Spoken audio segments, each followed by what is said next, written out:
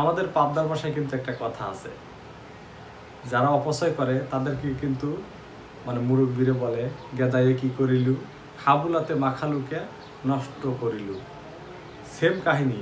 এই যে অগ্রণী ব্যাংক বাংলাদেশ ব্যাংক থেকে চাকরিচ্যুত হচ্ছে বা চাকরি ছেড়ে চলে যাচ্ছে, অগ্রণী ব্যাংকের বোর্ড থেকে 10 কোটি টাকা উধাও হচ্ছে, কালকের খবরের পাতায় অমুক ব্যাংক থেকে অমুক কোটি, অমুক ব্যাংক থেকে অমুক কোটি, ইসলামী ব্যাংক থেকে এত কোটি টাকা শেষ হয়ে যাচ্ছে। কি কারণে? খালি কলস বাজে বেশি, জানেন না? আমাদের এখন দেশটা তো খালি কলস কিন্তু বাজতেছে বেশি। খালি কলসে আপনি থাপ্পড় দেবেন, বেশি শব্দ হবে। ভরা কলসে থাপ্পড় দেবেন, শব্দ হবে না। তেমন খালি কলস বাজে বেশি। আমি আপনাদের সামনে আজকে যে ইস্যুটা নিয়ে আসছি সেটি হচ্ছে রেল লাইন নির্মাণে মনে করেন যে প্রায় 4000 কোটি টাকা রেল লাইন আজ 8 বছর করছে। সেই রেল লাইনের টাকা কীভাবে ধরেন ক্যার করে মনে করেন যে পাচার করছে। আমি একটু হিসাব দিচ্ছি আস্তে।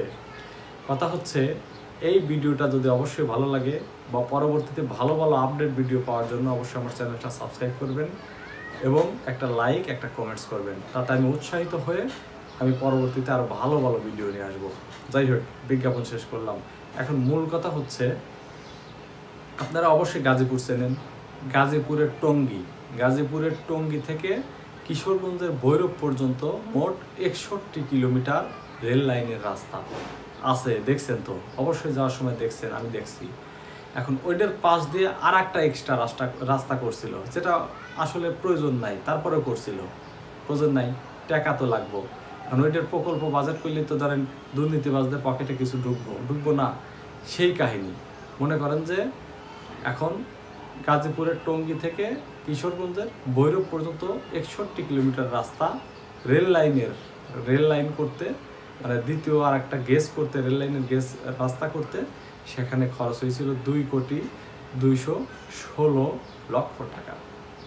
এখন তারপরে আর একটা রাস্তা করছিল হচ্ছে আপনার কুমিল্লার লাকসাম থেকে সিনকি আস্থানা পর্যন্ত। সেখানে দৈর্ঘ্য হচ্ছে আপনার 64 কিলোমিটার রাস্তা। সব মিলিয়ে 125 কিলোমিটার। সেই রাস্তাটি করতে প্রায় 4000 কোটি টাকা খরচ ব্যয় দেখানো হয়। সেই ইঞ্জিনিয়াররা সেই রাস্তাটির রেলগেজের মানে স্থায়ীকাল হিসাবে তারা লিপিবদ্ধ করে দিয়ে গেছে 30 থেকে 35 বছরে কোনো কিছুই হবে না। কয় বছর? 30 থেকে 35 বছরে। কিন্তু এই সময়ে এসে যখন একেবারে বাংলাদেশ প্রায় অর্থনৈতিক সংকটে ভুগতেছে, দ্রব্যমূল্যের এত দাম বৃদ্ধি পেয়েছে, মানুষ 3 বেলা খেতে পারছে না ওইভাবে সঠিকভাবে, গরমে অতিষ্ঠ হয়ে পড়ছে। দিনমজুরদের কষ্টের কথা দেখলে আপনার পাঁচজোর ভেঙে যাবে, হৃদয় খণ্ডবিখণ্ড হয়ে যাবে। সেই সময়ে রেল লাইন দরকার নাই, কিছু নেই, আর একটা নতুন প্রকল্প বাজেট করে যে রাস্তাটা করা হয়েছে 2016 সালে করা হয়েছে, এই 125 কিলোমিটার রাস্তা। 2016 সালের এই রাস্তাটা এখন মনে করেন যে আবার উঠানোর প্রক্রিয়া শুরু করছে, যে পরবর্তীতে আর একটা রাস্তা ওখানে তৈরি করা হবে, আর একটা প্রকল্প নির্মাণ করা হবে। সেই প্রকল্পের বাজেট প্রণয়ন করা হয়েছে। অর্থাৎ এই 4000 কোটি টাকা মাত্র 8 বছরের ব্যবধানে তারা যে এই রাস্তাটা নষ্ট করলো, জনগণের টাকা, যারা মাথার ঘাম পায়ে ফেলে অর্জন করা সেই টাকার করা উন্নয়ন রাস্তা আপনি হচ্ছে এখন উঠিয়ে নষ্ট করা হচ্ছে, অপচয় করা হচ্ছে।